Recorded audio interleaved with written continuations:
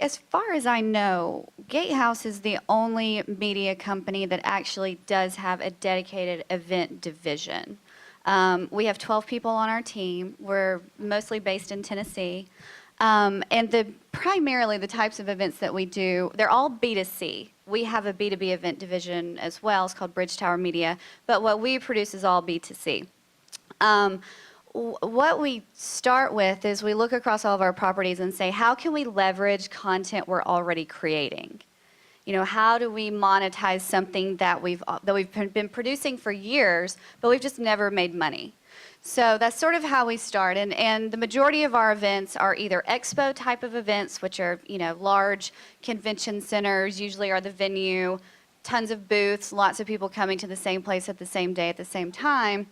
Or we do banquets, and that can range in many different areas. Two of our most successful event series are a high school sports awards. So again, that's a great example of creating content or taking content that we're already creating and monetizing it. So all school year, season long, our sports reporters choose the all-stars in each particular sport, and then we have a big ESPYs-like award ceremony at the end of the school year. We do about 30 of those across of Gatehouse. There are millions of dollars in revenue attached to them. So that's an example of one of the banquet-style events that we do. And then the other type is, I'm sure all of you guys are familiar with some sort of Reader's Choice program. Probably many of you run it on a Second Street platform. So what we've done is do what we've always done, which is ballot our community, ask them for their input, publish the results, but then produce an event that's an Oscars-style award ceremony, and again creates a whole new revenue stream through this existing Reader's Choice program. So expos and banquets are our most common type of events. We also do races, we do movie premieres, we do, oh my gosh, I can't even tell you. If anybody has a way for us to make money on an event, we'll figure out how to do it. That's great. And so you have corporate sponsorships. Are you charging the audience to attend? Depending on the event, yes and no. Let's see, I had an event last weekend in Middletown, New York. It was a kids expo, so for all young families, which is obviously an audience that most newspapers are trying to reach, that maybe we don't reach as well as some other demographics. So we created an event to get ourselves introduced to this demographic in a totally different way.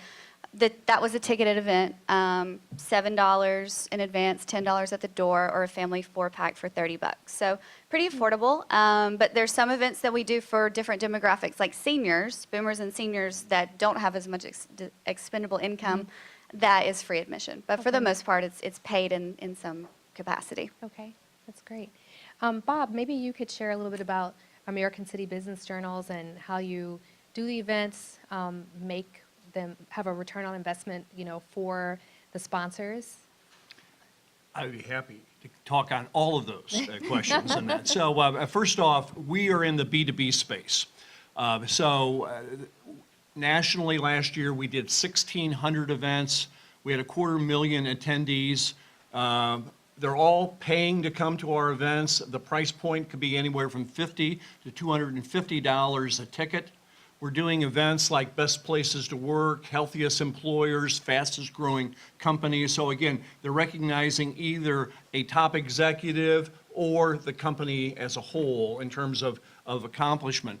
There's 3 types of buckets that we focus on. Recognition event is probably the lion's share of the events that we do. But we are starting to morph into more educational events, half-day, full-day events, something that you can charge a premium price point for.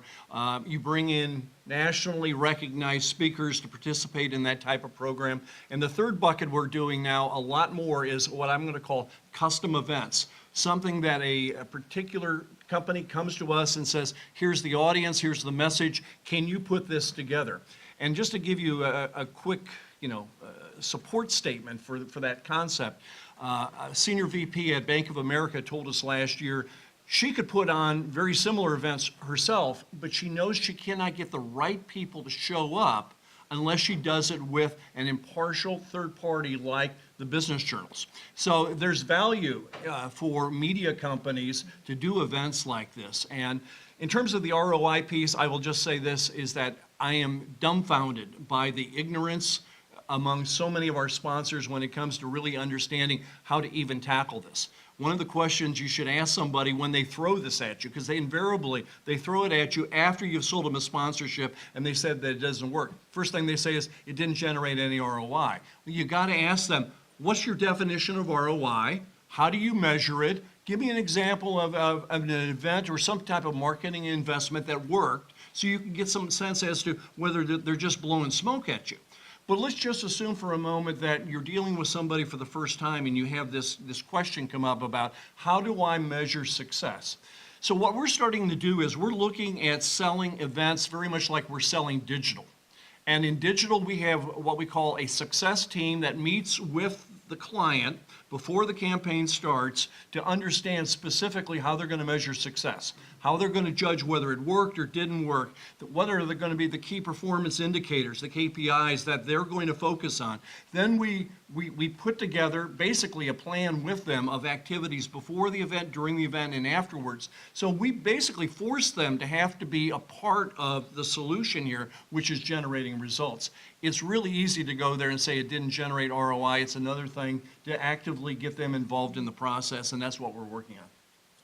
That's great, Bob. I want to come back to you later in the discussion because you've trained a lot of people in events sales, I have. including myself. Glynelle, I know that you're doing some new things in St. Louis that you wanted to share with us. Yeah, we are. First, I'll give a little overview of some of the events that we're doing at CBS Radio in St. Louis. So one of the events is Uncorked, and it's the first sip of summer.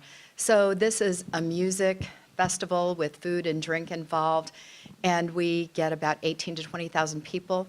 And this is with all of the CBS St. Louis stations. So there are 2 music stations in this group, and then the News Talk Sports station. So with the music stations, we're able to get some really great headline music coming in, and then we promote it across the stations and digitally and all of those ways. So we get a really good turnout for that. One of the other events that we do is Food Fight, very much like Iron Chef. So we'll have 4 or 5 restaurants, local restaurants, participate, and they'll put their signature dish up against the next group, and people pay to come and sample that, and then vote. So that was a really popular thing. And then we did Petapalooza, so we'll have 5,000 people who are dog and cat lovers come out to Purina Farms and learn about, there will be a Q&A session with a vet, and they'll get to their adoption opportunities going on all day. So that brings in another whole group of revenue and different people that we can target for that. And then we do an old-fashioned radio show, the holiday radio show at the end of the year. And this has been going on for 20 years at KMOX. And we will do this in a theater in St. Louis and charge admission to that. And it's broadcast live. And it's really fabulous, and people love to be a part of that. So those are some of the events that we do.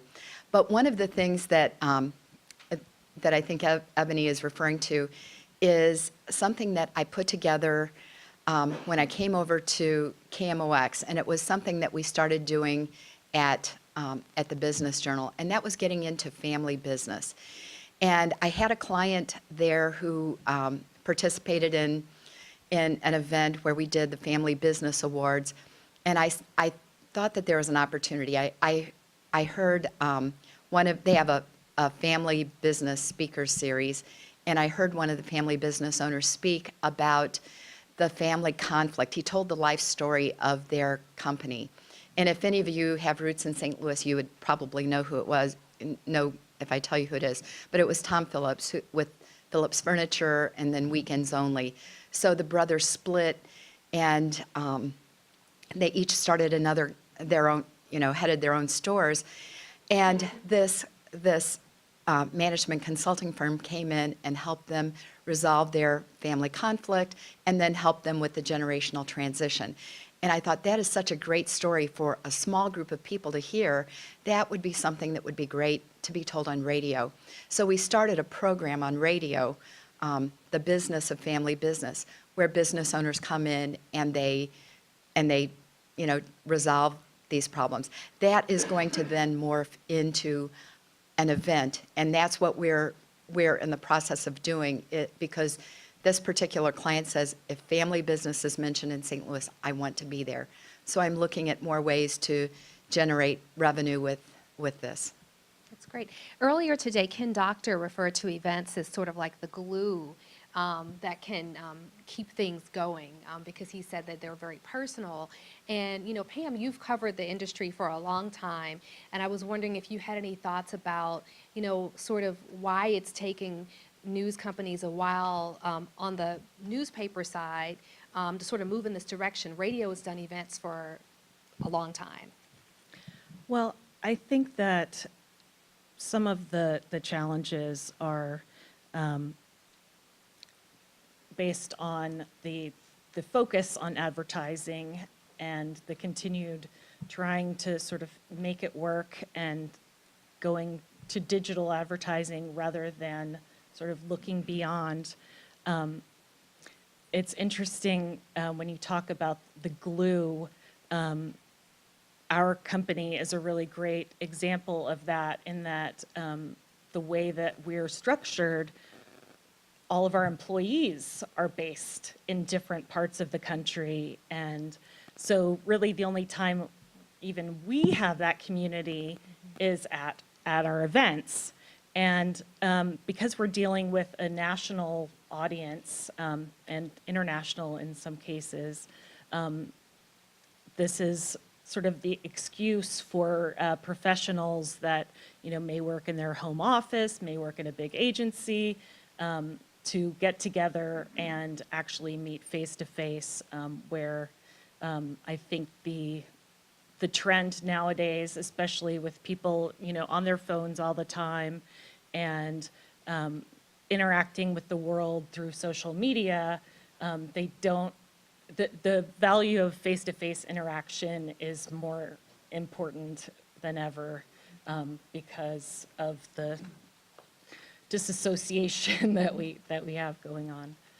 So if I'm a small publisher someplace, and maybe I don't have the support of a large corporation behind me, how do I kind of get my organization moving to do events? How do I even train, my sales team? I guess that's my question, and that's I want to say one thing before you talk about sales. I think that the most important thing is, if you are a news organization that wants to get into the event space, you have to have the support from the top down. There's been so many times that I've spoke at conferences like this, and people will get so jazzed up and be like, oh my gosh, let's go back and do 100 events. And then they take it to their publisher or their CEO or whoever it is, and they just don't have the buy-in at that level, because it's a lot of work. Events are so much fun, but they are a ton of work too. And what's so unique about events is that it crosses so many different departments. In the case of the high school sports event, that's editorial, marketing, advertising, publisher's assistant. There's so many people that you have to have on board, and if you don't have that buy-in from the top down, it's not going to work. Okay, now you go. okay. Thanks. Can I So- just jump in along? I'm sorry. Bob, the ladies But, are taking Yeah, over. that's Just good. very quickly. In preparation for this panel, I talked to our CEO, and one of the things he mentioned in terms of starting out is that you have to realize the costs involved and the resources that are needed to really pull something like this off. I think that that's just something that you need to realize, that it's an investment, and you need to make a commitment to it, and realize that it may be more than you expected to start out with, but it definitely sort of feeds into the editorial side and works together to bring the whole business up. So one of the reasons I would tell you to look at the importance of events is that in our organization, it's growing on some years faster than digital. So to have two dynamic, growth-oriented segments of your revenue going in a positive direction to counteract what's happening with print is something very, very positive. That should get the attention of a publisher. But to your point, Lyndsi, there is a complexity with events that most people don't understand. It is something that you have to have exceptionally talented people managing it. And so your question was, how do you start out the thing? Now, I can tell you that I've met with people in smaller publications, not a part of our organization, and what they did is they went out and they found a local event planner, somebody, not somebody who's putting on, somebody's wedding, but I'm talking about somebody who has had experience in working with trade organizations and putting on business-to-business type programs to bring them in for their expertise. Then you farm out, the ticket registration to an outside firm. There's ways to go about doing this. The other part that I would certainly emphasize is aligning yourself with a trade organization. Let's say you're going to do an event that has something to do with human resources. You'd want to partner with the Society of Human Resource Managers, and that is just a natural thing. They're already doing a lot of their own events. You need to find some niche that they're not doing, that they would see value in working with us, but to get them to embrace it, to communicate it, to make it credible to their members is a great way to get attractiveness for attendance as well as for sponsorships. That's great. Ebony, I'll add to that too. Your question was, how do you train salespeople to sell events? And they've been selling editorial or Right. other types of things. And I think it's important for the salesperson to have experienced it in some way. So if you haven't done that event yet, if you can go to another market and see it firsthand, or see something like it, or have a really good vision of what it's going to look like. Because when you sell events, you're really selling the sizzle. And it's not something where you're selling formulas or cost per point or, where you're talking to an agency. You've got to talk to, a top-level executive in many cases that can see the vision of what you're putting on. And that's what you have to be able to communicate. I love it. Sell the sizzle. We need to tweet that. Sell that sizzle. Lyndsi, you and I talked a little bit about trying to keep events fresh and sort of like the challenge in that. Could you talk a little bit about sort of like how you do that at Gatehouse? Yeah, so keeping events fresh is so important. You don't want them to become predictable. You don't want events to become stale because most events that we do from a B2C perspective, we have a lot of repeat customers. We have a lot of repeat attendees, so we don't want to provide them with the exact same experience year after year. I would say the way that we are doing that most now is that we're more digitally minded than we've ever been. As from a promotional aspect, from an execution aspect, nowadays a social media campaign is a part of the media plan. I mean, it just always is, where it hasn't always been like that. I would say that we try to do a lot more engagement with our audience before the event. So working with a promotion, Second Street type organization, you can, if I'm doing a Kids Expo event, I could say, okay, what are the 10 healthiest foods for kids to eat nowadays? And to do a quiz that way and to engage with your audience, not directly through, a traditional advertising platform, but something that they are actually participating in. And then at the end of that, oh, by the way, here's tickets on sale for Kids Expo. Come have a great day with your family. And then I would say for the actual event itself, and along that digitally minded sort of concept, we are so deliberate about photo opportunities at events. Nowadays, that is all people want to do, is take their picture with something and post it on their social media pages and say, I was there, I met that famous person, I got my picture made, whatever.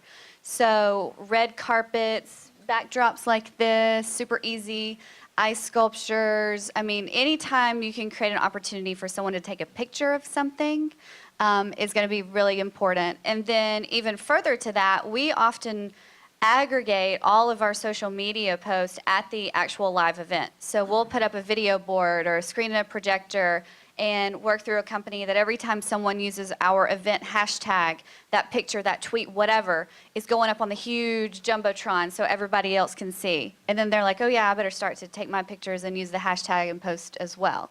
So I would say, they're definitely having to have a more digitally and social media sort of focus on retooling events is very important for us. It's kind of like everything's working together in the ecosystem. Are there profit margins that publishers and, ad directors should think about that they're trying to make for a successful event? Maybe, Pam, you smiled, so maybe you can No, take a first. that's- That I cannot answer, unfortunately. That's probably why I smiled. I but can answer. I can give an answer go to that. for it. I would say that, and you guys agree or disagree, but, events are sometimes really hard to get off the ground. Like first year, it's hard to make money. One thing that we've been able to do is because we have this centralized group of experts who've been doing this for so long, and we're able to deploy our resources across so many of our properties, that we're not realizing break-even sort of first years, but that is very, very common. I would say, events are a ton of work, ton of resources, a lot of expense. You have to make it worth your while. You have to make money. First year is obviously going to be much more difficult, but sort of our standard is that we're always looking to do like at least a 30% margin is sort of where we're at. We have some events that do more than that, and then some events first year who do less than that. But we're also busy. There's so many things on our plate that if you're going to expend the energy it takes to produce these events, it's sort of disheartening when you walk away with a red bottom line. Well, I'll just throw out a range that we recommend to our publishers, somewhere between 20 and 40%. And again, there are certain events that are above that, there's some that are below it. I met with a publisher of a business journal that is not part of our family, and she told me the way they do all their events is they do them with hotels, and they do it all on trade. So all the food, all of the AV, all of that doesn't become hard costs that goes against, the financials. Now, our company, we don't do that. We pay out for all of this. But again, because we are a national player, there's opportunities to negotiate with hotels and audiovisual companies, things of this nature. But it can be an exceptionally profitable business, but it does take time to ramp up. And at CBS Radio, we do partner with an events company for one of our events, TEDx for Women.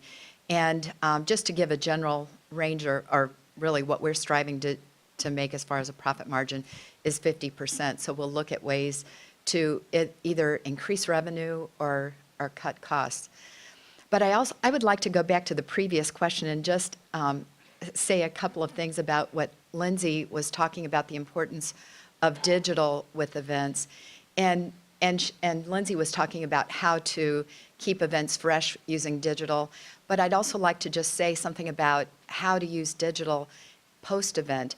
And one of the things that we really try to do that I think is important or that we offer to our clients anyway, is to, first of all, geofence your event where people are getting ads all during the event from the sponsor and seeing you all during the event while they're on social media and on their phone, they're seeing your ads.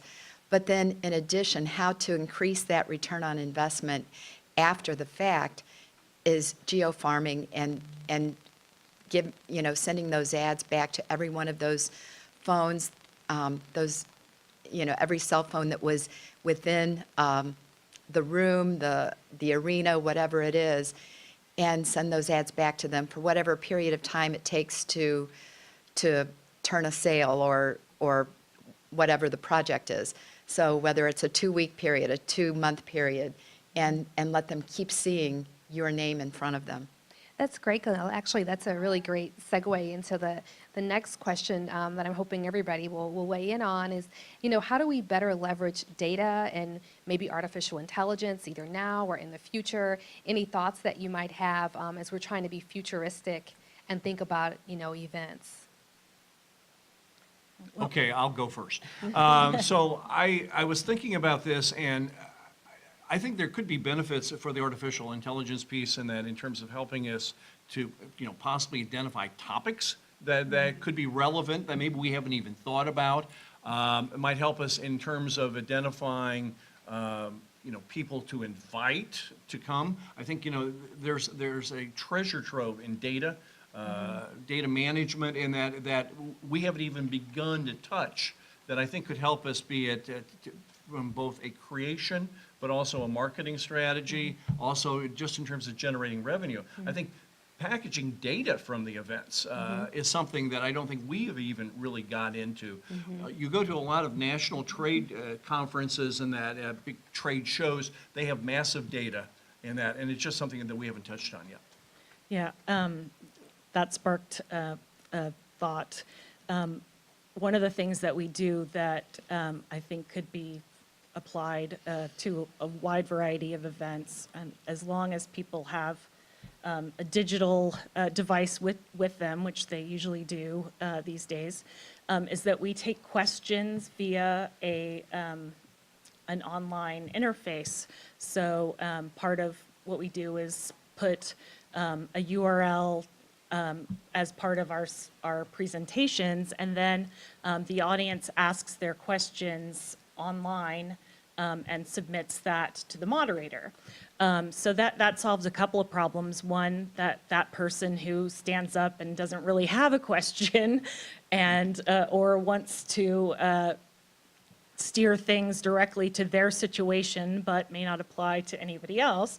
But it also gives us a lot of data about what questions our audience has. And so we're able to use that, both in the content, right away, but also in planning future events. And we plow that back into the editorial as well, sort of data mine that and distribute it to the right reporters or columnists, and they can sort of answer those questions in the editorial. So that's worked really well for us. I would just say that I know for Gatehouse, we need to do a better job of aggregating all of our data. We have data in so many different properties or through different products or different events, and to aggregate that and to really create this complete audience that we should be able to monetize as something that, that we're shortfalling in that area. Also, too, one thing that we're really getting into is virtual events. One in particular that has worked really well for us are like virtual surgeries. There's sort of, because you guys we live in a reality show world, there's this curiosity factor of being behind the scenes. And so we would partner with a local hospital, complete a surgery, film it, edit it, because nobody wants to really watch a 3-hour, heart surgery. But they'll watch it for 20 minutes, and if you can tout it as, see if patient so-and-so lives through their heart surgery, show up online, this URL, this place, this time, get to chat with the doctor, has worked really, really well for us. So we're exploring different, outside of medical, we've had a birth. We've had using new technology for cesarean sections, so that was a lot of curious minds viewed that one. Oh gosh, what did we just do? Stroke. So those are sort of, we're getting into more of the virtual side of events. That's really interesting. Are the people that sign up for those, are those people maybe having a procedure coming up, or? So it depends on the sponsor, what their intent is or what their ROI expectations are. Like for instance, with the stroke scenario, this particular hospital wanted a certain patient history. They wanted the patient to have entered through their services through the ER. Then from the ER, they were referred to a specialist, and then that specialist did their surgery. And that's sort of what they wanted to capture. So I think that we started talking to these people about this particular hospital in January, and they were able to kind of have that on their radar, that was specifically what they were looking for to tell the story. And we just did the surgery in September. Wow. So there's a lot of planning that goes to in it. But other times with the birth, it was just, hey, whoever's up next for a C-section, we let us film it, and it's a lot quicker and easier. Wow. I can imagine it'd be a very interesting VR experience. So, wow. Glynelle, I think you wanted to add something? Oh, well, I wanted to add something, not necessarily about the question you said, but another type of event are private events and, exclusive access. And we use that a lot, especially dealing with the St. Louis Cardinals, and where our sponsors for the Cardinals would get to go on field and have a fantasy batting practice. they'd stand in Busch Stadium at the plate, and a retired pitcher would be pitching to them. And those are some great opportunities that are revenue producing. And I think people are just hungry for those experiences that you wouldn't get otherwise. And, you know, they'll pay for that. Maybe I could interject one more thought on just sources of revenue. You know, sponsorships in our organization can range from $5,000 to $35,000. We have some that are $100,000. But I am totally taken back by how much money we generate by selling tables to companies to come to our events. And I'm not talking about at, you know, $100 a ticket. I'm talking about like $500 a ticket because of all of the special things we bundle into it. And in some of our markets, we generate as much revenue from selling tables, these VIP tables, as we do from the sponsorships. So it's amazing how much revenue opportunities there are. And you talked about photographs, selling reprints. I mean, there is a lot of revenue streams that all come out of the event business. That's great. It's almost like the sky's the limit. If you can dream is. it, Yeah. we can make it. Well, I think the floor would be a good time to open the floor for questions. I was curious about the ROI comment. So what do you find people expect as ROI, and kind of how do you build something that? So the question's about ROI. When you said sometimes people come in with the wrong expectations, Right. and so you sort of steer them, what is it that you work out with them that is a measure Well, I'll that give you an presumably example. shows success, right? So what I do is I share with them our company's experience when we go to national conferences. And what we do specifically, it's all about lead generation with new business prospects. And we use landing pages to collect the data, we do a giveaway, we do things of this nature. Then we turn it over to our sales team to develop new business. And what we do is we measure the new business that comes in the next 7 to 12 months. And what we do then is we take that total value of that new sale revenue and we compare it to the cost that it, you know, buying the sponsorship, the marketing, the staffing, et cetera. So what we'd like to do is to be able to just give them an example. Because the ROI concept, again, sometimes it's just a put-off, but it is very, very difficult to go there and say exactly, I spent $1 on this event and I generated $1 of revenue. It certainly can influence things, but sometimes just showing them examples helps them kind of start thinking about it. The problem is most of them aren't thinking about it.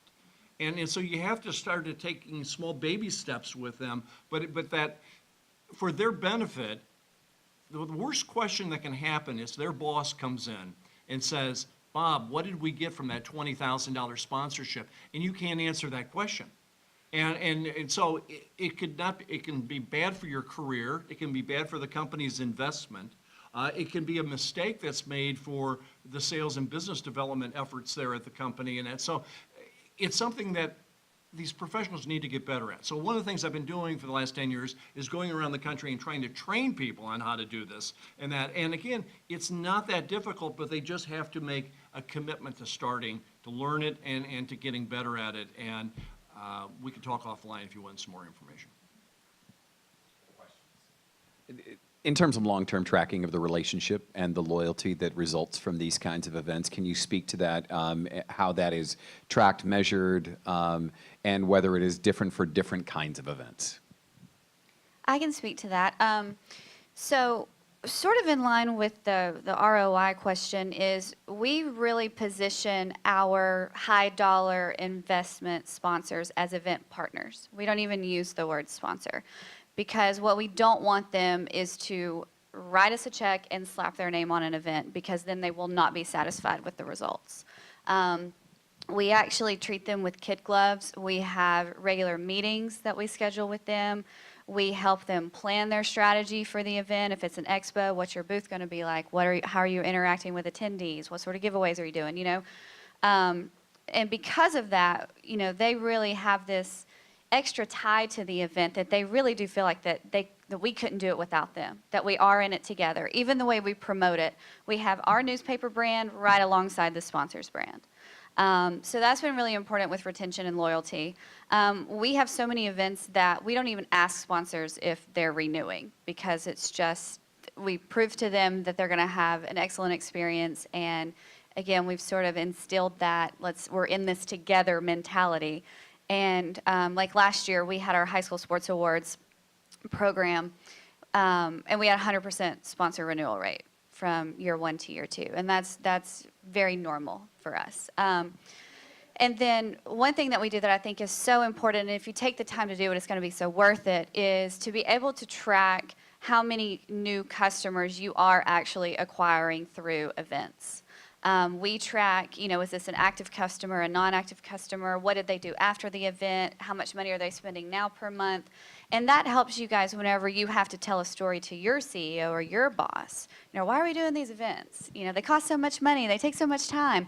Well, let me show you how many people that entered in through an event and now are a regular advertiser with us. So it's definitely important to take the time to actually do that sort of tracking. And does that also work on the subscriber end for a paper like the Tribune, where you have the Emmys of the high school athletes, and now all of a sudden... the Tribbies. Right, right. Yes, it does exactly. And again, it's a new way to have a touch point with non-subscribers and then convert them to subscribers through special offers or whatever it might be through their event contact. Cool. Other questions? Yep, hang on just a second.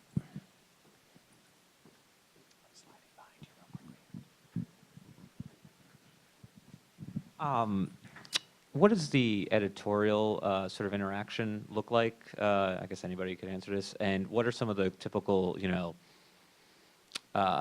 obstacles that might be in the way, or something where, maybe you get an uncomfortable situation where a reporter who may be part of the event covers the sponsor or something? I mean, how do you handle that sort of aspect while making it a positive thing rather than just problems?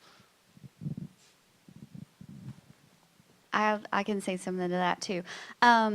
I think that for editorial, getting in the event business is the biggest learning curve for them, just because editorially we are not accustomed to talking about ourselves. I remember when we first started doing this in Chattanooga over 10 years ago, we could not get our own paper to put our own event in the newspaper. It was like they're just, not used to operating that way.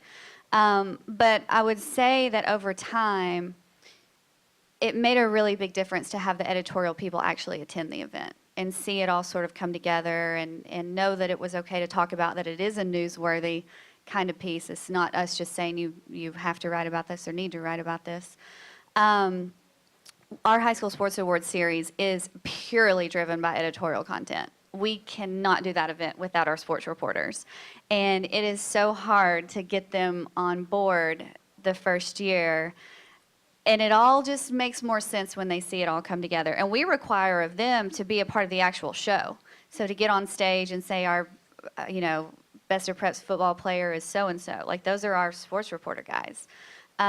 So I would say it's challenging to work with editorial just because there are some natural silos and because we are just not used to reporting or talking or even just positively about ourselves and our own products. But the more events that you do and the more that they're actually exposed to the whole picture, it seems to break some of that down a little bit. And I'll tackle that also. Our situation is a little bit different. Almost all of our recognition events are news events. They all start in the newsroom. They help put together the nomination forms. They are involved in the judging, both internal judges, external judges. They create the sections that recognize the honorees. Often they are participating on the stage. I mean, it's total embracing of the event piece. There's no pushback on it, at least in our organization, because again, just the nature of the events we're doing. Other questions? Can I just jump in real quick? Yeah, our editorial operation is very closely tied to our events as well. When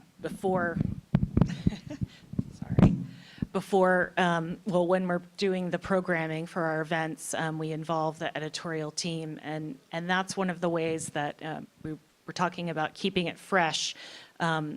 Even though we're sort of running the same show in different places every year, we freshen it up based on developments in the industry that the editorial team is able to bring to the table.